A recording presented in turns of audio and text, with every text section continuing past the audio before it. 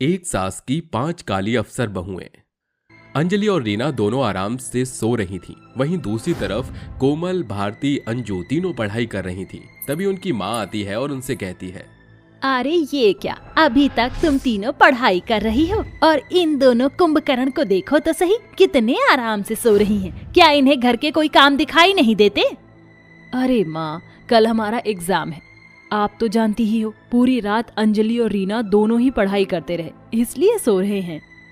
अरे आग लगे तुम्हारी इस पढ़ाई को, बहुत हुआ। एक तो तुम पांचों काली बहनों के लिए कोई रिश्ता नहीं मिल रहा, ऊपर से तुम पांचों की पांचों सही से तैयार भी नहीं होती।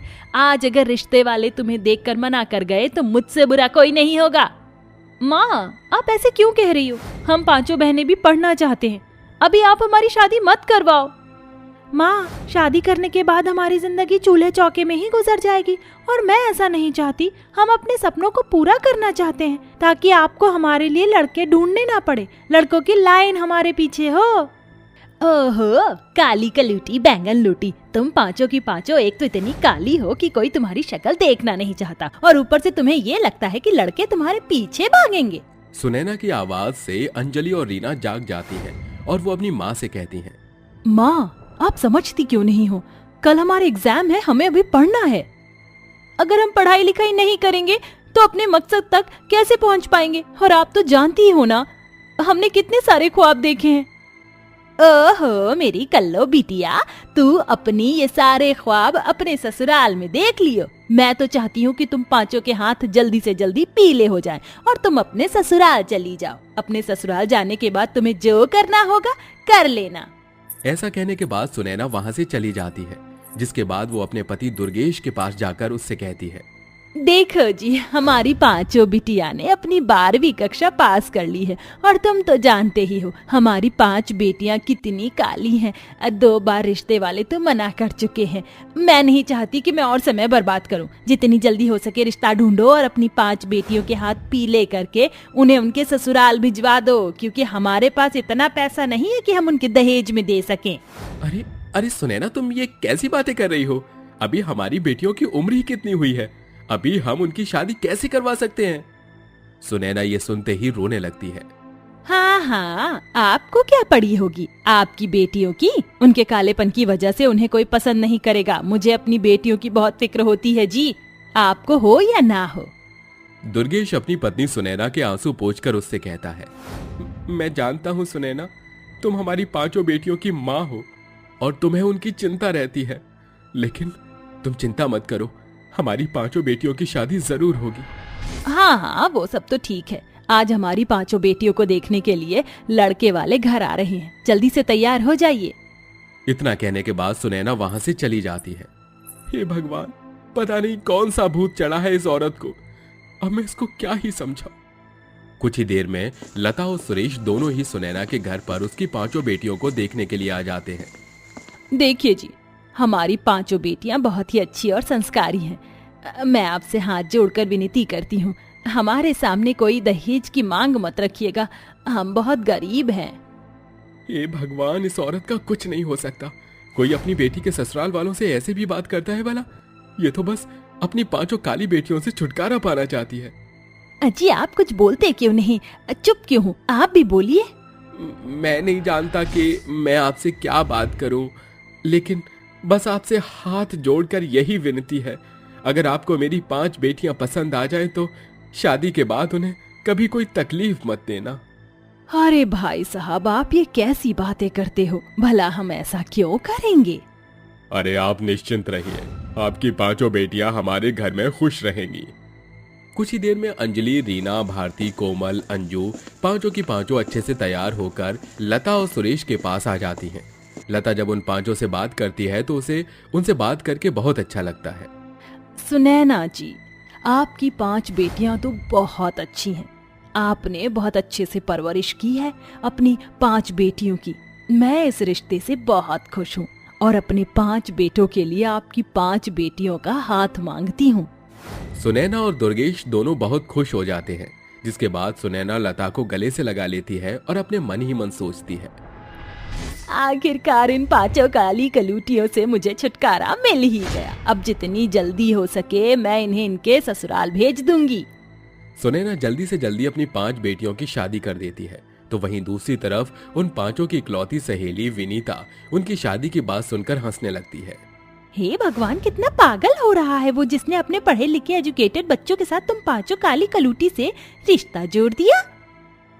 विनीता, तुम ये क्या कह रही हो? अरे नसीब है तुम्हारी, वरना तो मुझे ही देख लो, इतनी गोरी और सुंदर हूँ लेकिन अभी तक कोई ढंग का रिश्ता नहीं आया, और तुम काली कलूटियों को इतना अच्छा रिश्ता आया है। ये तुम कैसी पागलों जैसी बातें कर रही हो? इसका मतलब तुम हमारी बेइज्जती कर रही हो। अरे भड़क क्यों रही हो? सच्ची तो बोल रही हूँ। पता चल रहा है कि सुहाग रात वाले दिन ही तुम्हारे पति तुम्हें छोड़कर विदेश चले गए। हमारे पतियों का तो पता नहीं, लेकिन तुम जैसे दोस्त को हम अभी के अभी छोड़ते हैं। चली जाओ यहाँ से। अंजलि, रीना, भारती, कोमल, अंजू 5 बहनें अपनी सहेली विनीता को वहां से भगा देती हैं। कुछ ही दिनों में उन 5 की शादी हो जाती है और वो अपने ससुराल पहुंच जाती हैं। अपने ससुराल के पहले दिन सुबह ही उन 5 के पति विदेश चले जाते हैं, जिसके बाद उनकी सास उन्हें बुलाती है। अंजलि, रीना, भारती, कोमल, अंजू, कहाँ हो? 5 की 5 जल्दी से यहाँ पर आओ, मुझे तुमसे कुछ जरूरी बात करनी है। पहले दिन पर ही लता अपने 5 बहुओं को एक साथ बुलाती है, जिसके चलते वो 5 अपने मन ही मन सोचती हैं। आखिर क्या हुआ माँ जी को जो इन्होंने अचानक से हमें बुला लिया? कहीं विनीता की बात सच तो नहीं हो गई? हमारे पतियों ने रात को ही पहली बार हमें देखा और सुबह ही विदेश चले गए। हे भगवान, कहीं माँ जी हमें भगा तो नहीं देंगी हमारे कालेपन की वजह से? हम सुंदर नहीं है शायद, इसलिए हमें ताने जरूर सुनाएंगी। हे भगवान, अब कौन सा बम फूटने वाला है हमारी सास का हमारे ऊपर? बैठ जाओ बहू, मैं बस इतना जानना चाहती हूँ कि तुम अपनी जिंदगी में क्या करना चाहती हो। ये सुनते ही वो 5 हैरान रह जाती हैं। अरे शर्माओ मत, बताओ मुझे, तुम 5 क्या करना चाहती हो? तुम्हारे कोई सपने तो होंगे ही। लता के द्वारा पूछने पर वो 5 बताती हैं। मैं एक अफसर बनना चाहती हूँ, मैं फौज में भर्ती होना चाहती हूँ, मैं एक बहुत बड़ी डिजाइनर बनना चाहती हूँ, और मैं तो डॉक्टर बनना चाहती हूँ। माँ जी, मेरा तो सिर्फ एक ही सपना है कि मैं एक अच्छी डॉक्टर बन सकूं। मेरी प्यारी बहू, तुम मेरी बहू नहीं बल्कि मेरी बेटी समान हो, और तुम 5 के सपने पूरे करना मेरा फर्ज है। कल से तुम अपनी पढ़ाई दोबारा से शुरू कर दो। ऐसा कहकर लता वहां से चली जाती है, जिसके बाद लता अपनी 5 बहुओं को अच्छे से पढ़ाती है और उनके एक एक करके सारे ड्रीम्स पूरे करती है, जिसके चलते उनकी बहू अंजलि अफसर बन जाती है, रीना फौज में भर्ती हो जाती है, भारती एक बहुत बड़ी डिजाइनर बन जाती है, अंजू कलेक्टर बन जाती है, कोमल डॉक्टर बन जाती है। माँ जी, अपने सास होकर हमारे सारे सपनों को पूरा किया, आपका बहुत बहुत शुक्रिया। जो सपने हमारी माँ को हमारे पूरे करवाने चाहिए थे वो आपने पूरे करवाए। अगर मैं कोई चिराग लेकर भी ढूंढूं तो मुझे ऐसी सास कहीं नहीं मिलेगी। हाँ माँ, आपने बहुत अच्छा किया। आपने हमें तो पढ़ाया लिखाया था ही, बल्कि आपने हमारी पत्नियों के सपने पूरे किए। तुम लोगों को पता है, तुम लोगों को पढ़ाने लिखाने के लिए मेरी पत्नी लता ने अपने गहने तक बेच दिए। लेकिन अपने बच्चों की सफलता पर मुझे अब कोई अफसोस नहीं। तभी रीना और अंजलि लता के सारे गहने उसे देते हुए कहते हैं, आपने हमारे लिए इतना कुछ किया है, अब हमारा वक्त है। हमने अपनी पहली कमाई से आप सभी के गहने छुड़ा लिए हैं माँ जी। अपनी बहुओं का इतना प्यार देखकर लता बहुत खुश होती है, जिसके बाद भी अपने 5 बेटों और 5 बहू के साथ खुशी खुशी रहने लगती है। पवन अपने माता पिता कौशल्या और मुकेश और पत्नी गोपी के साथ अपनी शादीशुदा जिंदगी में बहुत खुश था। गोपी ने घर की सारी गृहस्थी संभाल ली थी। एक दिन दोनों साथ में आइसक्रीम खा रहे थे, तभी गोपी उसकी नाक पर आइसक्रीम लगाकर हंसने लगती है।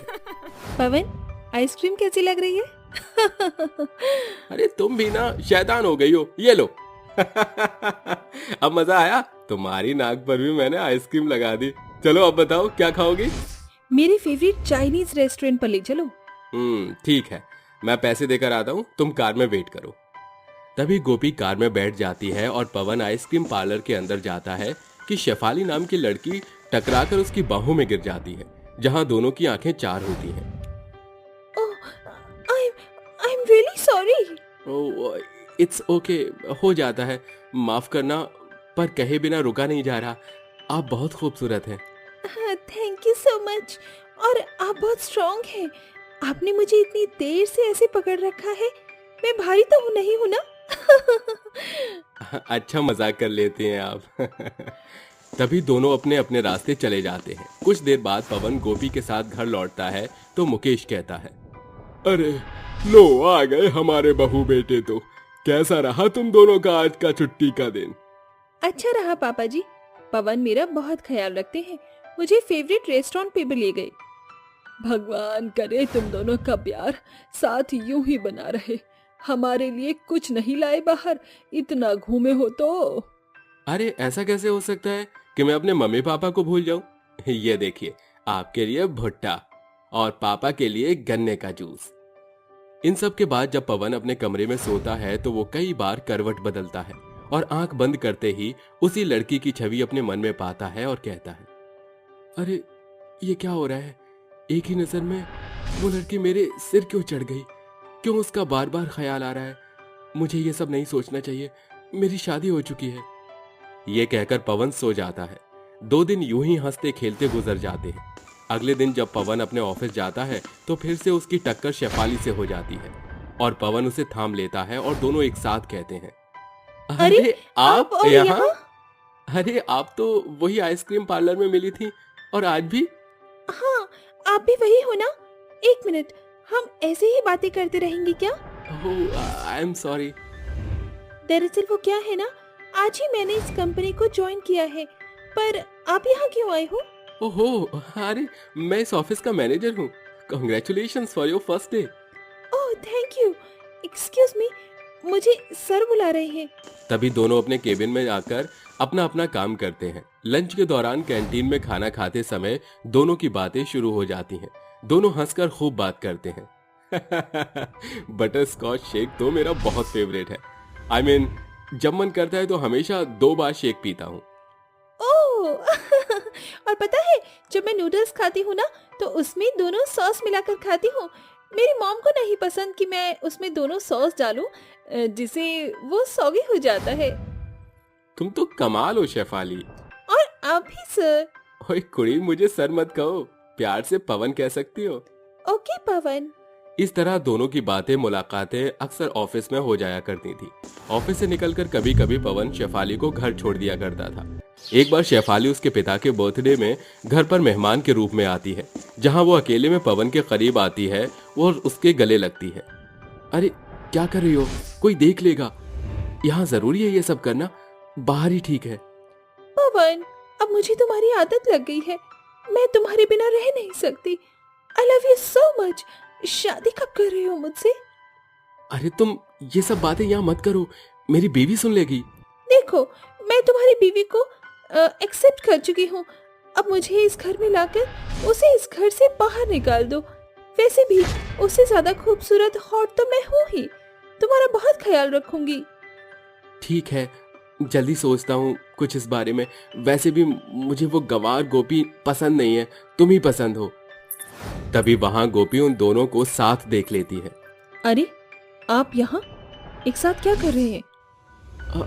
अरे कुछ नहीं, ऑफिस का कुछ काम था तो वही बात कर रहे थे। ठीक है, आप दोनों खाना खाने आ जाइए। उसके जाने के बाद शेफाली उसे किस करके चली जाती है।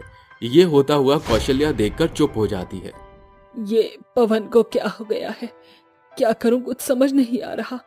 चुप ही रहना ठीक है मेरा। तभी डिनर करके शेफाली चली जाती है। पार्टी के दौरान गोपी ने अक्सर नोटिस किया कि पवन और शेफाली एक साथ थे। कुछ दिनों बाद पवन उससे शादी करके अपने घर ले आता है। दरवाजे पर गोपी अपनी सौतन को देखकर हक्की बक्की रह जाती है और कहती है, पवन जी, ये सब क्या है? आपने शेफाली से शादी कर ली? इसका मतलब मेरा शक सही था, ये मेरी सौतन है। चक्कर चल रहा है आपका इसके साथ। हाँ, तुमने सही समझा। मैं शेफाली से बहुत प्यार करता हूँ। तुमसे मैं ऊब चुका हूँ और अब से शेफाली यहीं रहेगी। मम्मी पापा सॉरी, पर आपको मेरी बात माननी होगी। मैं तुम्हें एक बात बताना भूल गई। मैं अकेली रहती हूँ अपनी बहन के साथ, तो उसे घर पर नहीं छोड़ सकती थी, इसीलिए वो भी मेरे साथ इसी घर में रहेगी। क्या? पहले तो तुमने मुझसे ये सब नहीं कहा। आप कह रही हो ना, आती ही होगी वो। तभी शेफाली से भी ज्यादा हॉट बनकर लवली आती है और कहती है, ओए होए जीजू, दीदी ने मुझे बताया आपके बारे में, लेकिन अब से मैं आप सबके साथ यही रहूंगी। ठीक है गोपी, चलो अपनी सौतन की आरती उतारो। कभी नहीं। रोते हुए गोपी अपने कमरे में चली जाती है, पर कमरे में आकर पवन और शेफाली उसे निकाल देते हैं और मजबूरन गोपी को लवली के साथ कमरा शेयर करना पड़ता है। सेब खाते हुए लवली कहती है, ओहो, कितना रोती हो, बंद करो गंगा जमुना बहाना। मेरी जीजू की X5 होना तुम। बहुत बुरा किया मेरी बहन ने तुम्हारे साथ। किस मिट्टी की बनी है तुम और तुम्हारी बहन, उसने मेरी हंसती खेलती जिंदगी को बिगाड़ दिया। इतना प्यार था हम दोनों के बीच और तुम्हारी बहन ने मुझसे वो छीन लिया, सौतन बनकर। और तुम क्या दहेज में आई हो क्या? हाँ, तुम ऐसा कह सकती हो कि तुम्हारी सौतन दहेज में मुझे लाई है। चलो अब सो जाओ। तुम्हारी बहन ने मेरी नींदें उड़ा दी और तुम कह रही हो सो जाओ। छी। एक हफ्ता बीत जाता है। गोपी की आंखों के आंसू सूख नहीं रहे थे। ऐसे में उसके सास ससुर उसे संभाल रहे थे। वहीं लवली पवन के करीब जाने के बार बार बहाने ढूंढती थी। कभी अनजान बनकर उसके बाथरूम में चली जाती थी, तो कभी उससे टकराकर उसकी बाहों में आती थी। ये सब शेफाली भी नोटिस कर रही थी। और ऐसे ही शाम के समय जब कमरे में अपने सूटकेस को अलमारी के ऊपर से उतार रही थी, तो वो कहती है, पवन जीजू, जरा मुझे उठाना, यहाँ कोई स्टूल नहीं है, मुझे अपना बैग उतारना है। अरे मैं उतार देता हूँ। चलो ये छोड़ो, वो बेड पर से मेरे कपड़े उठाकर दे दो। लवली की बात सुनकर पवन उसे कपड़े उठाकर देता है कि लवली जानबूझकर उसके ऊपर बेड पर गिर जाती है। और ये नजारा शेफाली देखकर एक तेज का चांटा अपनी बहन को मारती है। लवली, तुम्हारी हिम्मत कैसे हुई मेरे पति पर डोरे डालने की? मैं तुम्हें अकेला न छोड़कर यहाँ ले आई थी, तुमने तो गलत फायदा ही उठा लिया। हिम्मत कैसे हुई तुम्हारी पवन पर नजर डालने की? जब देखो उसके ऊपर गिरती पड़ती रहती हो। दीदी, आपको कोई हक नहीं है ऐसा कहने का। तभी वहाँ सब मौजूद हो जाते हैं और गोपी ताली बजाकर कहती है, ओहो शेफाली, तुम्हें बुरा भी लगता है इस बात का? तुम्हारी बहन ने कुछ नया नहीं किया, तुम्हारे ही नक्शे कदम पर चल रही है वो। जैसे तुमने मेरे पति पर डोरे डाले हैं, वैसे ही तुम्हारे पति पर डोरे डाल रही है वो। तुम्हारी तो दहेज में आई बहन ही सौतन निकली। अब पता चला मेरे ऊपर क्या बीत रही थी जब तुम मेरे पति के साथ। तुम तो खुश हो पवन, एक के बाद एक औरतें मिल रही है तुम्हें। दीदी, ये सब मैंने जानबूझकर नाटक किया। मेरा पवन को लेकर कोई अट्रैक्शन नहीं है। बेचारी गोपी के साथ आपने बहुत बुरा किया है। आपकी आंखों पर पट्टी हटाने के लिए मुझे ये सब नाटक करना पड़ा। आपको इनकी जिंदगी से जाना होगा। उसका एक परिवार है और आप मिस्टर पवन, क्या आप अपनी जिंदगी में और लड़कियां लाएंगे या अपनी वाइफ गोपी पर ध्यान देंगे? शुक्रिया लवली तुम्हारा। मुझसे बहुत बड़ी गलती हो गई, मुझे माफ कर दो तुम सब। मेरी बहन, तूने मेरी आंखें खोल दी। पवन, माफ कर दो। शादीशुदा जिंदगी में जहर मैंने खोला है। मैं तुम्हें डिवोर्स के पेपर्स भिजवा दूंगी। मम्मी जी, पापा जी, मुझे माफ करना। जितना जल्दी हो सके तुम दोनों बहनें यहाँ से चली जाओ। तभी दोनों बहनें शर्म से आंखें झुकाकर अपना सामान लिए वहां से चली जाती हैं। जिसके बाद पवन गोपी के साथ अपनी नई जिंदगी शुरू करता है और खुशी खुशी रहने लगते हैं।